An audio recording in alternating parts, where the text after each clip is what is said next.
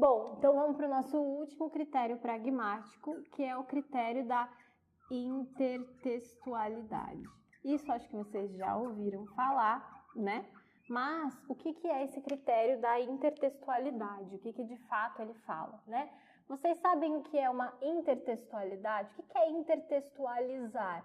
Né? É quando você tem uma relação, então, entre dois textos. Então, o que é a intertextualidade? É justamente essa relação, né? O que é intertextualizar? É quando você tem, então, uma relação entre dois textos. Tudo bem? Como assim uma relação entre dois textos? A gente vai ver isso com mais calma. Mas a intertextualidade ela está presente justamente quando você faz, então, essa relação entre textos a partir de referências.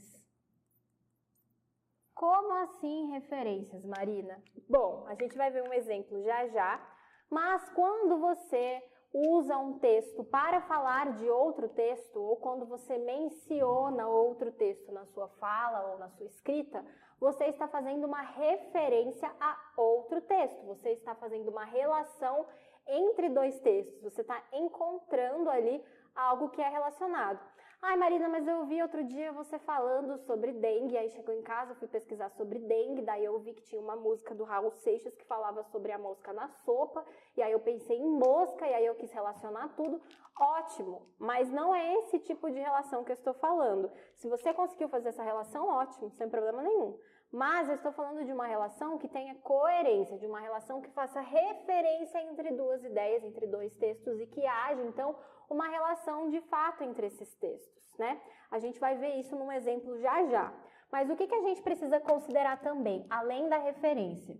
A gente precisa considerar, né, além da referência, a intertextualidade. Ela tem, então, essa referência, mas ela também tem o diálogo.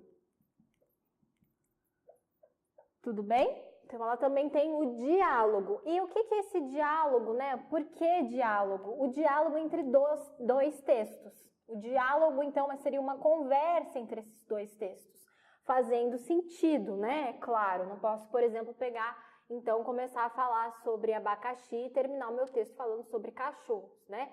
Se isso não tiver uma ligação, se não tiver, então, um diálogo entre essas ideias, eu não estou construindo uma relação entre dois textos. Eu preciso fazer referência de um texto dentro de outro e, para isso, eu tenho diálogo. E o que esse diálogo cria? Ele cria uma relação de dependência entre os textos. E essa relação de independência, ela pode ser uma relação parcial ou integral. Agora complicou. Agora eu não entendi nada. Calma. O que é essa relação parcial? Então, essa relação parcial é quando você lê um texto que possui referências relacionadas, então, a outros textos, então, referências de outros textos, mas que ainda sem saber a referência, você consegue entender o que está sendo dito. Por exemplo, você está lendo um livro e o narrador, né, o personagem lá do seu livro, ele está lendo um livro também. E aí ele fala, olha, você está lá lendo o livro, né, e ele está falando assim, e antes de dormir preciso terminar de ler o meu livro. E aí ele fala o nome desse livro. Ele está fazendo uma relação, uma referência a uma obra dentro de uma obra, certo? Você precisa entender sobre o que aquela obra que ele está lendo diz. Seria bom se entendesse, mas se você não entender, você continua conseguindo compreender a história, continua conseguindo compreender que o narrador, ou seja, que o personagem do livro que você está lendo também está lendo um livro. E as histórias seguem diante assim. Então você tem uma relação de dependência, né? Tem uma referência, a intertextualidade ela está presente, mas ela é parcial. Ou seja, você consegue entender aquilo que está sendo dito, mesmo sem conhecer totalmente a referência. Agora, se você tem uma relação de dependência integral, significa que essa relação de independência ela é totalmente necessária, então é totalmente necessário que você entenda qual é a referência. Por exemplo, você vai ler uma tese de mestrado por algum motivo que você acha legal, você vai ler uma tese de mestrado e nessa tese de mestrado o tempo todo se refere a outras obras ou a outras pesquisas para abordar aquela pesquisa que está sendo feita. Se você não souber o que são essas outras pesquisas, você não consegue compreender o que está sendo dito naquela tese. Por quê? Porque a relação de dependência é integral. Você tem uma relação total, não é parcial, uma relação total de dependência de um texto para o outro. Você tem, então, referências que são usadas em um texto e que são totalmente, integralmente necessárias para a compreensão do outro texto. Então, se você não entendeu uma referência, você não consegue entender o que aquele texto está querendo dizer. Então, a gente tem aqui duas relações, a relação de dependência parcial e a relação de dependência integral, tudo bem? Agora, a gente vai ver alguns exemplos, tá? Vamos começar com o exemplo 1, que é um exemplo muito legal, que é uma imagem aí. Vocês que estão sempre na internet já devem ter visto essa imagem do Salvador Dalí. Então, vou colocar aqui. Salvador Dalí. Então, tá falando, tá tão quente que Salvador Dalí seria considerado realista. O que ele quer dizer? O que você precisa entender para que essa imagem faça sentido, para que o que está sendo dito ali seja compreendido por você? O que você precisa pensar? Quais são as referências? A primeira referência, então, é do próprio Salvador Dalí, que é um pintor, né? Era um pintor, um artista, e ele pertencia ao movimento surrealista. O que é o surrealismo? Vocês vão estudar o surrealismo lá nas escolas literárias, né? Mas para adiantar, é algo que trata, então, da realidade que não é palpável, da realidade, por exemplo, dos sonhos, né? Não se trata da realidade real, a realidade que você enxerga. É surreal, literalmente aqui, ó. Surreal, o surrealismo. Então, a gente está vendo uma imagem dos relógios aí, como se estivessem derretidos, né? Com calor. É claro que isso é surreal, isso não é possível, mas então há um jogo aí, o humor está justamente presente nisso, porque Salvador Dalí era um pintor, né, era um artista surrealista, e ali ele fala justamente sobre o realismo. E o que é o realismo? Então é uma escola literária também, né, é um conjunto então de ideias, um conjunto de ideias, de pensamentos que determinavam em uma época específica, então eram conjuntos de ideias que predominavam na sociedade em determinado período e que fizeram, então, com que a gente entrasse nesse movimento que é o movimento realista. E o que esse movimento fala? Ele fala justamente sobre a realidade, é a arte imitando a realidade de verdade, né? A gente foge do surreal, a gente está ali na realidade palpável, naquilo que a gente realmente enxerga, naquilo que a gente pode ver, não a realidade dos sonhos. Então, quando eles falam que justamente está tão calor, mas está tão calor, que o Salvador Dalí seria considerado realista, já que ele não é. Então, qual é a referência que vocês precisam ter para compreender essa mensagem? Que Salvador Dalí era um pintor, um artista, né? Surrealista, né? Ele pertencia ao surrealismo, mas que ali no caso fazia referência então ao realismo, que é uma outra escola literária que justamente tem essa proposta de imitar a vida, de imitar a realidade através da arte, tudo bem? Então, essas são algumas referências que vocês precisavam usar para entender. E por que ele fala que está tão calor, né? Está tão quente? Está tão quente que começou a derreter as coisas ali, o relógio está mole, né? Enfim. Então, a situação ali, então, analisando a imagem, né? E analisando a escrita de fato, né? Analisando, então, o texto verbal e o não verbal, a gente tem essas referências que são necessárias para serem, que são necessárias à compreensão para que a gente consiga entender o que aquela imagem quer passar para a gente, tudo bem?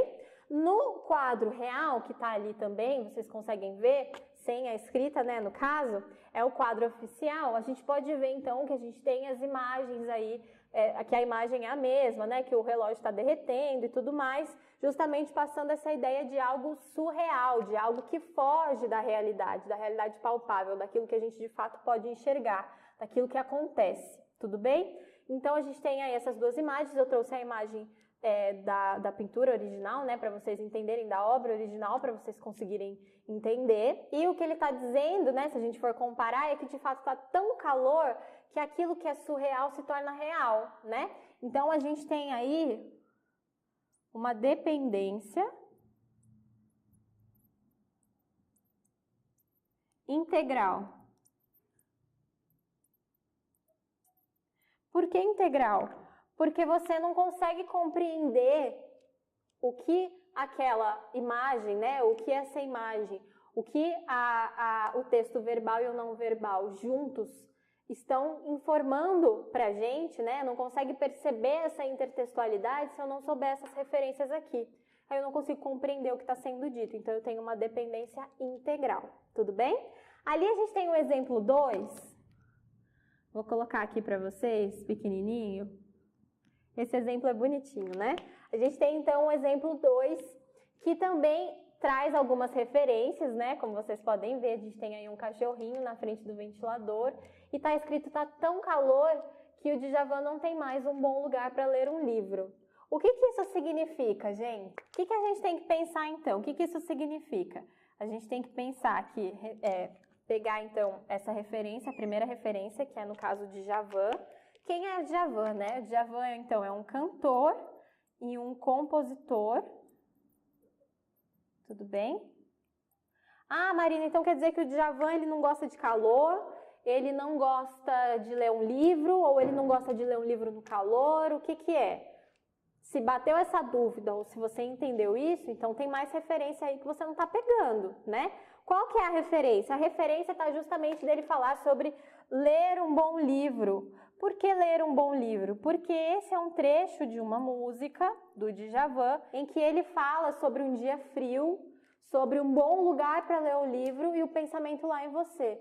Então, se está tão calor, né? O que ele está dizendo com isso? Está tão calor que o Djavan não tem mais um dia frio. Então, ele não tem mais um bom lugar para ler um livro.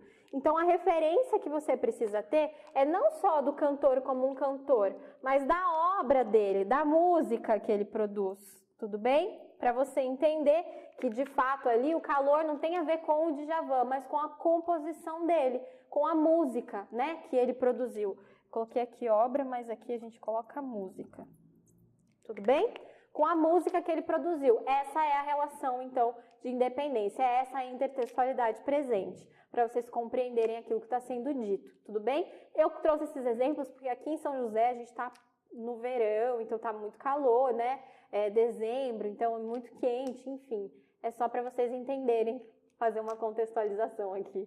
Tudo bem? Agora vamos para o nosso último exemplo, que é muito legal. Não sei se vocês já viram. Eu acho que eu nem preciso anotar aqui, mas eu vou anotar mesmo assim. Que é o seguinte, então a gente tem essas duas imagens, né? Orgulho e Preconceito, o primeiro livro, e Orgulho e Preconceito Zumbi. O que isso quer dizer, gente? Eu também não sabia que existia Orgulho e Preconceito Zumbi, o que eu achei muito legal. Mas a gente tem esse primeiro livro, que é justamente o livro real, né? O clássico, Orgulho e Preconceito, vou colocar aqui. Se eu não me engano, tem até um filme, Orgulho e Preconceito Zumbi, inclusive. Vou colocar aqui embaixo. Preconceito. Então, a gente tem aí o clássico e a gente tem a paródia, né? Foi feita, então, aí uma paródia. A gente tem o clássico e a paródia. Um faz referência ao outro, certo? Há, então, uma intertextualidade, né? Orgulho e Preconceito Zumbi. Isso acontece muito em filmes, eu não sei se vocês já viram, né? Mas a gente tem muitos filmes que tem lá a versão oficial do filme, né? O clássico, e aí vem as paródias com aquele humor, né? Americano, enfim. E aí acaba apresentando uma outra versão, uma versão humorada ou supostamente bem humorada sobre aquele outro filme, né? Aquele clássico, isso é muito comum. Então, isso também é uma intertextualidade. A intertextualidade ela não vem presente só no texto, de fato, mas a gente tem, então, na fala, né? Nos filmes, nos livros, como a gente viu aqui. Então, de uma forma geral, para vocês entenderem o que é essa intertextualidade, a gente precisa, então, considerar é claro, a relação entre os textos, né? A referência que um texto faz do outro e essa relação de dependência, né? De dependência parcial ou integral daquela referência, daquela relação em que é feito entre dois textos, tudo bem?